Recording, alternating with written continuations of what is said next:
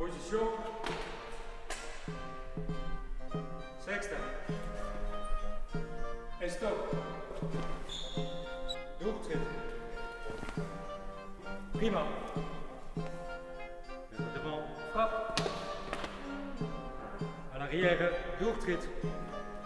À l'arrière, et stop. À l'arrière, seconde.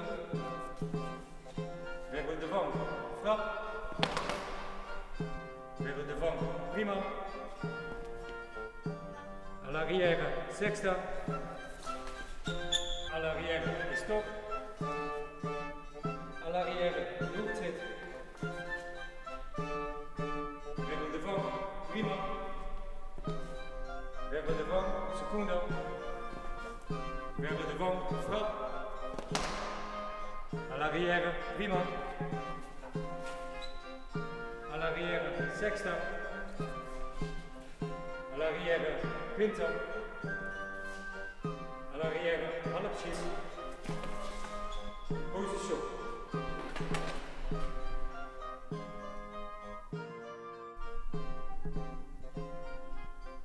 Arts martiaux historiques européens, c'est la collection de techniques de combat qui vient des espaces culturels européens et pour lequel on n'a pas un passage de connaissances de maître à élève. On parle vraiment des arts martiaux qui sont morts, qu'on pratique et qu'on étudie à base d'écrits historiques.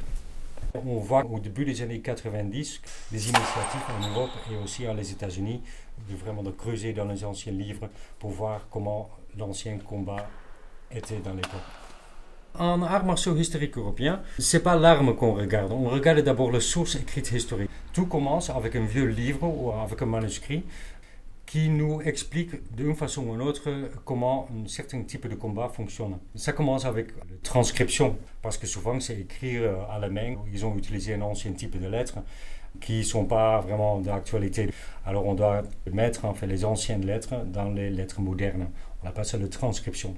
Après, on a la traduction. Souvent, c'est écrit dans une langue qui est morte, comme le latin par exemple, ou dans une vieille version allemande ou une vieille version française. Et on doit le mettre dans la langue moderne. À partir de là, on a la chose la plus difficile à faire, et ça, c'est l'interprétation. Alors, qu'est-ce que l'auteur voulait nous dire en fait? Alors, ça, c'est les trois grandes pas qu'on doit faire en arts martiaux historiques: la transcription, la traduction et l'interprétation. On travaille avec les épées qui sont non affûtées ni pointues.